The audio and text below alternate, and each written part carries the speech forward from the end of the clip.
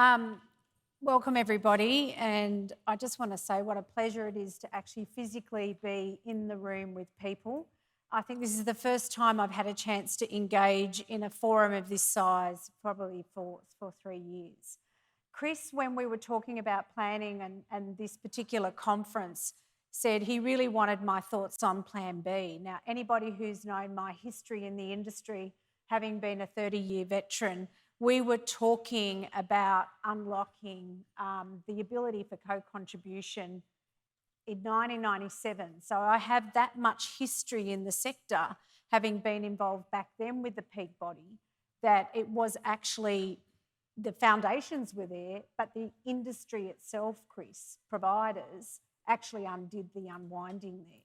So from my point of view, I think, you know, sitting here thinking about yesterday's discussions, and we were chatting as a team, how important it is actually. There's a lot of new people in this industry. There's a lot of people that don't know the history that we heard from Mike Woods yesterday, understanding the Productivity Commission and why we've ended up with the system that we have today. So a little bit about us, Anchor Excellence, and I'm just going to check to see that this works. Founded in 2018, we really are where Penny, and Penny, that was a great slide that you segued. We are helping providers hit where the rubber hits the road. And it's in a whole range of ways and mechanisms. The people you see before you are all leaders in their own right. And our whole DNA since our inception has to be there supporting executives, boards, and leaders at the service level start to really shape shift through this reform agenda. Now, when I first started my consulting practice and the term sanction was used, it would be fair to say that the narrative at the time, back in 2018, it was a very dirty word.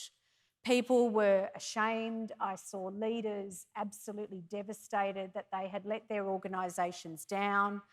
Organisations' reputations were very much in the public arena, and significantly we have disrupted and changed the narrative of what it means to be seriously non-compliant, and how we support providers to use that space as a genuine opportunity to transform. We heard speakers talking about building the case for change. And let me tell you, as a change agent, there is nothing better than actually having the opportunity to work with a provider when they are in that circumstance. And you might think, well, why? Because actually the case for change is there. And when you are a change agent that is really keen to move, and our title today is Navigating at Speed, we need to be able to help providers get from A to B. And in fact, I would say to you that many of our clients are now ahead of the curve and will tell me it actually was a blessing to actually have that situation, because we were not building the momentum ourselves enough to get the case for change and push through what we needed to. So if you don't know who Anchor Excellence is, I just want to share, I guess, the backdrop of some of the commentary that I share with you today. In the last 3.5 years, and we are now, you know, the single largest consulting practice in this space, we have completed 45 full reviews of businesses, standalone providers, right through to enterprise level groups, providers of all types and sizes.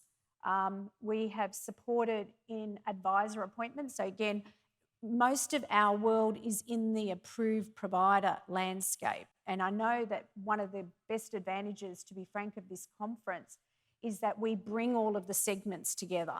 We hear the narrative, and yesterday we heard a lot of the narrative of the retirement living. But today, I guess we're also bringing, as Penny just did, some narrative of what it actually is to be in the approved provider space.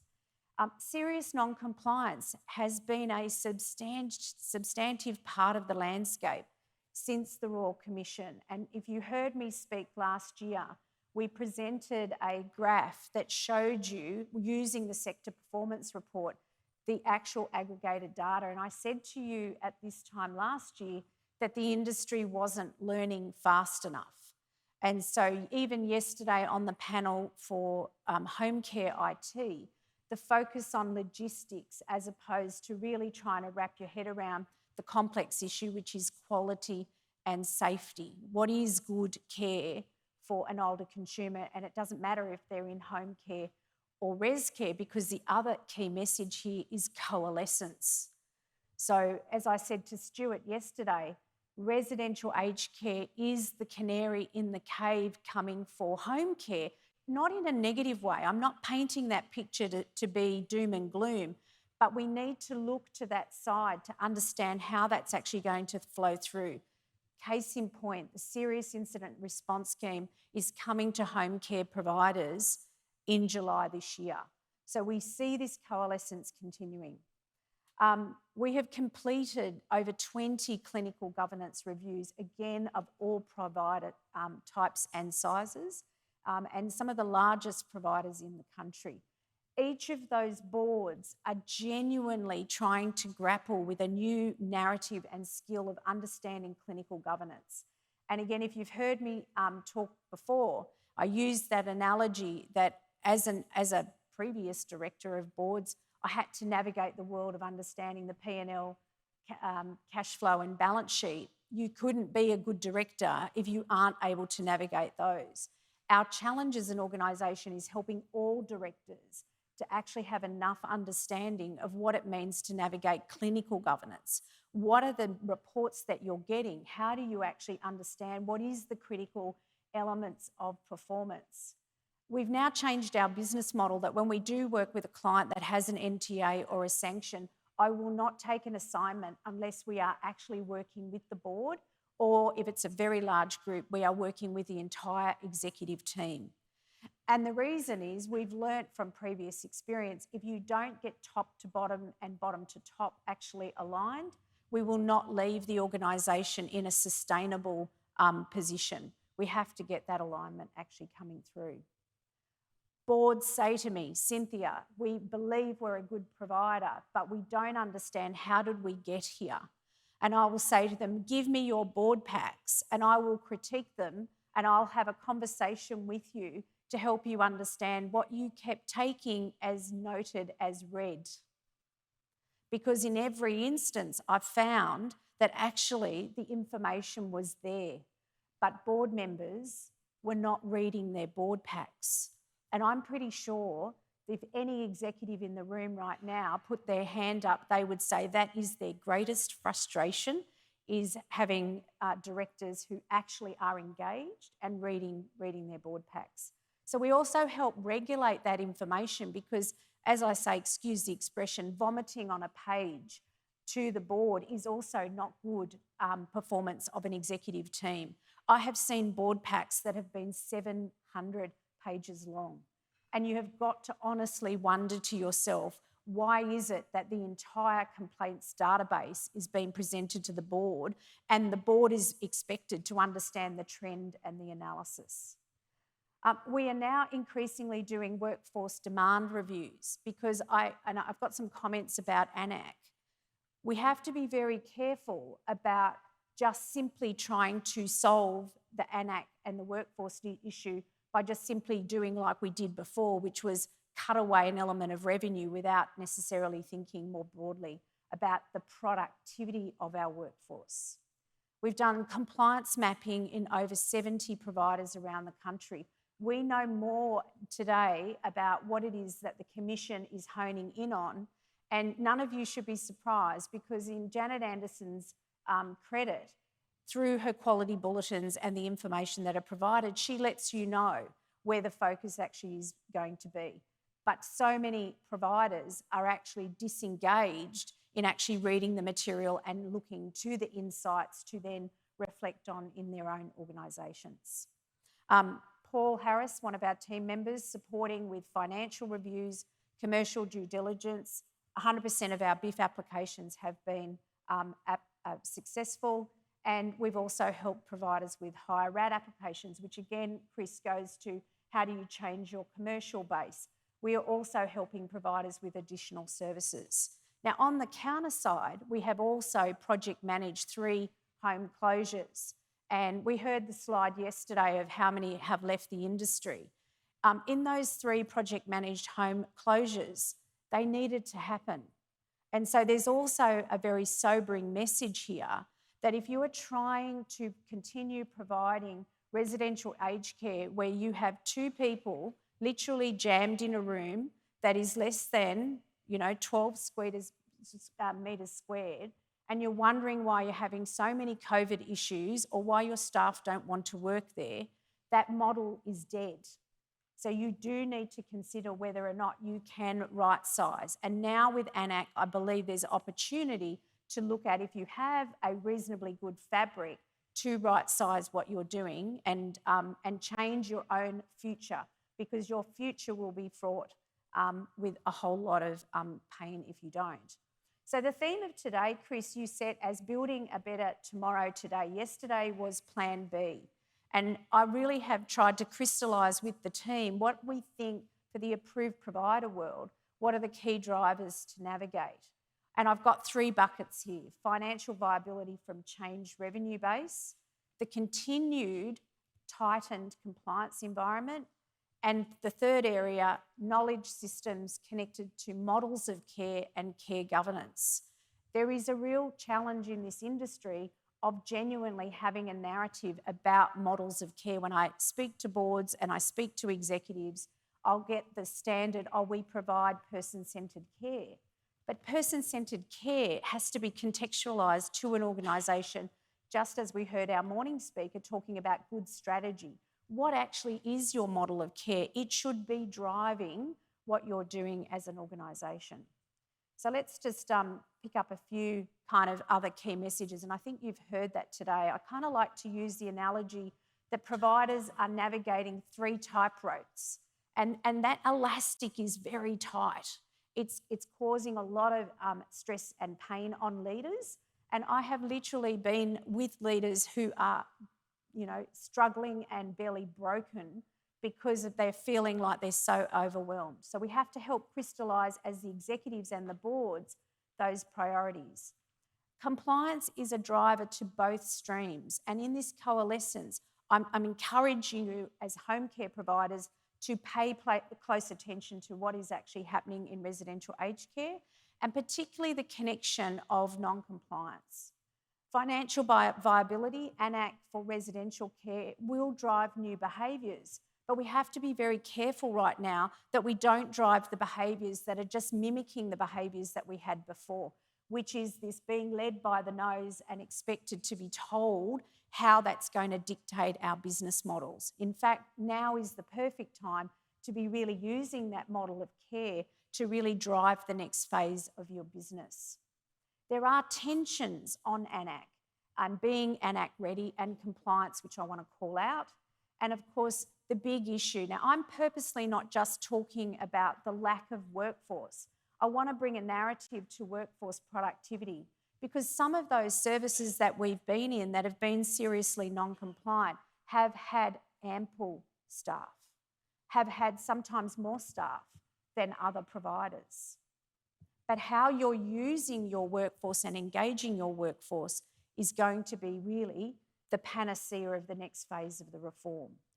Workforce capability, sufficiency, and connected productivity that supports quality and safety.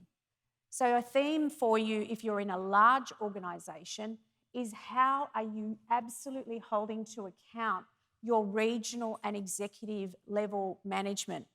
In every organisation we go into, the focus is at the service manager level, and they cop it from everyone.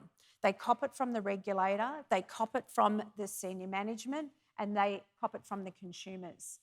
And the turnover that we're seeing in service level managers could be avoided if we are really changing the culture and the capability of those regional managers.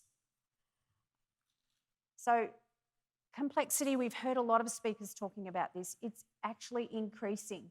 And providers in the past that have been used to being led by the nose are genuinely struggling more than others because they're waiting to be told what to do next. So if you have historically used a simple approach of just simply carving out income out of your ACFI and saying that's enough for your staff to deliver quality and safe care, you probably have been on the backside of the regulator, and probably for good reason, because you haven't been governing it in the way that you should. So first message, do not do that when you transition to AN-ACC. AN-ACC will drive new behaviours, and the compliance regulator is absolutely going to foresee this and anticipate this. So we've already heard some conversations going on about claiming under 4B, and I've got a quick slide on that for you as well. Increasing revenue is dependent on deep understanding of consumer preferences and the rules of engagement for additional services. We have a few known unknowns, so I'm really conscious of sticking within my time for Chris. So let's just unpick this first little bucket I've got for you. So for those of you who are not in the approved provider world of residential aged care, it is important just to grasp the change here. This is a class system of funding that is predicated on functional assessment, cognitive assessment of the consumer at a point in time, and it will flow through. It is not just simply looking at this and saying, oh, they're palliative tick, they're all going to just be class 1. There's a little bit more to it, and if you've been having your shadow assessments, you would know that they're spending a lot of time. These AN-ACC assessments are quite time intensive. When we start to cascade down and understand, we can see the nexus between assisted mobility and not mobile, and most aged care providers get that from a workforce demand point of view because they'll see it connected to their requests for extra equipment, or it will be the pain point coming from staff complaining about why we need more staff, because we actually haven't been understanding why or what's actually going on at the coalface. Now, this was very significant last week, the revealing of the AN-ACC, care minutes allocation. And I think there'll be people in the room that kind of thought at the beginning of the reform agenda that everyone was getting 200 minutes. Does anyone agree? We all kind of went, oh, we're all getting 200 minutes and 40 minutes. But of course, this revealed that actually it's not like that. So we've got the classes, so that palliative one, the first bucket, 285, of which RN minutes 53. There's two elements of challenge here is we don't know exactly what the unit price is yet. So every single aged care provider that's sitting in the room are working to do their best guess estimate. We've heard the bureaucracy talk about $185 plus the $10. There is some confusion at the moment with the 4B. Does that mean we're going to actually see a structural reduction as a result of change, or is it being built in and we just haven't had the perverse calling out of claiming against a particular requirement? If I go back to the previous slide and we start to unpack this, and we look at an assisted mobility and a class 8 low capability, and then we have a look at the minutes, we can actually see there's not a huge variance in that whole bucket. If you are in that class 4 area, the chances are they are probably a candidate for a home care package. So my other message to home care providers is pay attention to this, because at the flick of a pen, AN-ACC could potentially be the funding mechanism used within a home care setting. So I think it's a good idea to keep a close eye. Specified care and services. Now, Chris, you said to me when we were talking, why is it that providers don't do more in the additional services? There are some structural issues within the Aged Care Act at the moment, and it's very technical. Under specified care and services, this is the connection point for user pays for home care as well as for residential aged care. And a lot of people haven't really, even though this has been around for a long time, understood the connection to ACFI. Cannot charge additional services if they're in these groups, high in any one ACFI domain, medium in any ACFI domain, or if they're a high-level respite, if it's connected to care and services. We're going to need to know a little bit more about this as we move forward, and providers will want some certainty, not only with co-contribution, but also how this nuanced issue with that base minutes and how, well, if someone wants more than that, will I be able to? Right now, under specified care and services, even if your consumer wants to buy more care, you cannot do it. So this is a really important structural element as well. Data-driven decision making. Now, workforce, I could spend a whole lot on this and I won't because I'm conscious of time. There are some business rules that we are pending clarification.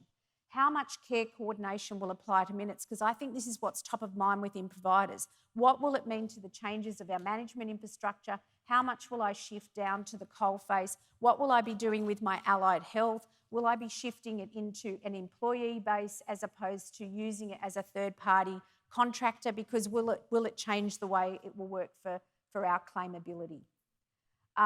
Allied health in your model of care is assumed to be, as I understand it, within the care minutes. But I've noticed this dialogue coming out, I think, from the physiotherapy and allied health providers. There's probably some people in the room seeing it as a straight cutout.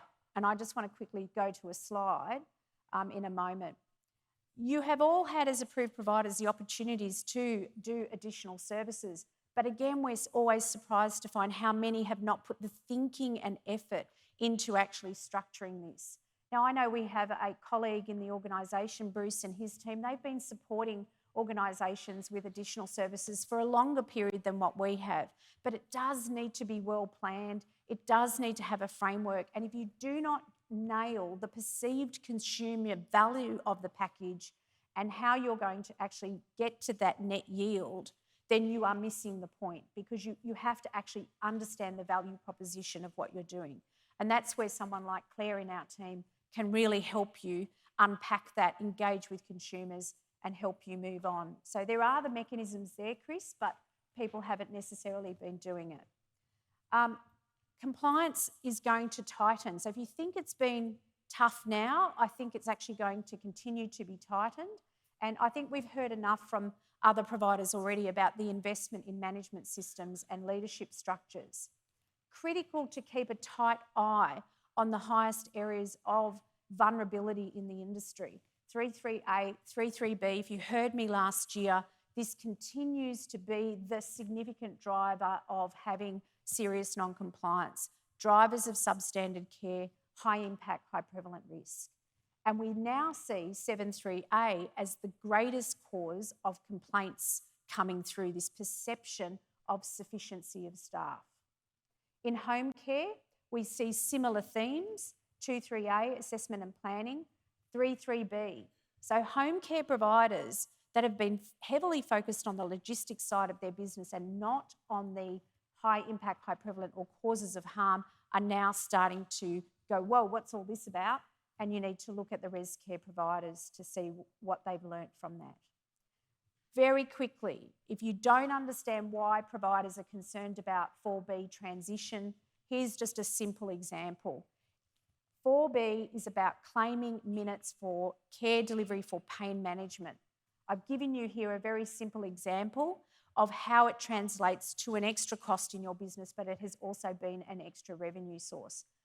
Some providers have been much more optimised in this area, and obviously part of the transition with ANAC is going to be a readjustment. I think all of your leadership teams will be starting to have conversations about, are we carving that out? Are we realigning it? You've been delivering a service to those consumers that they've been used to, and you're going to have to decide whether or not that is part of your model of care.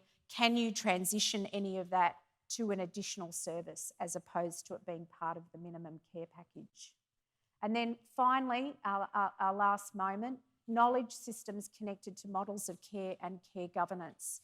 If you as a board, and I'm speaking more to the boards in the room now, are not genuinely understanding what your model of care is, and you would think, oh, you just use the tagline person-centred care, I think I'd encourage you all to really spend some time in the coalface of your services, getting out of the boardroom and engaging a conversation with those at the coalface to say, well, what does this mean for our organisation? What is genuinely person-centred care? Clinical governance, care governance. Through our working relationship with Thomson Geer, we have now supported over 1,200 leaders with the Compliance Essentials Key Personnel Program. Our training programs have literally touched 35% of the entire aged care market. There is a chance that some of you in this room have attended some of our training programs. Your match fit governance, the entire board must be able to navigate care governance They must have the narrative for understanding care and service delivery and all of those data metrics. If it's just been regulated or marginalised over to the Clinical Governance Committee and that's their job, can I just give you a big red flag to say you need to change that quick smart and encourage everybody to get involved. I'll leave this slide with you because I'm conscious of time. I've created the winner's profile. Use this when you get the slide deck to reflect on how actually are we going as an organisation and do we actually have our winner's profile pulled together. I'd like to close by thanking the brands that choose us. It is genuinely a privilege to support the industry through that transformation and Chris being at the rubber that hits the road component. Pleasure.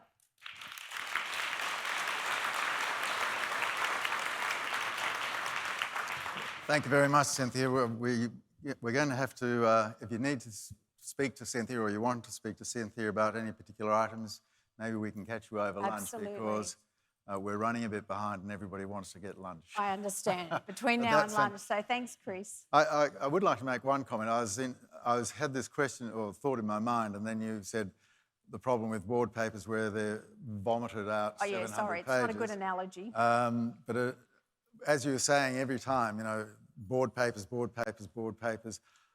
I hardly know an executive who is capable of putting together board papers. So even with a large public company, the board papers are not strong. So how do you expect, you know, a 1,000-bed operator, which is a big operator, for their staff to put adequate board papers at the level that you're talking about? Quick answer. When it comes to care and governance, there is a very tightly mapped data set which we can give you that covers that requirement and it will drive the narrative. If you don't have the whole picture of the information you need to have, then you can't actually govern it. So that's my short answer. Can't measure it, you can't. Absolutely. Okay, thank you very much. Can we show our appreciation for Cynthia?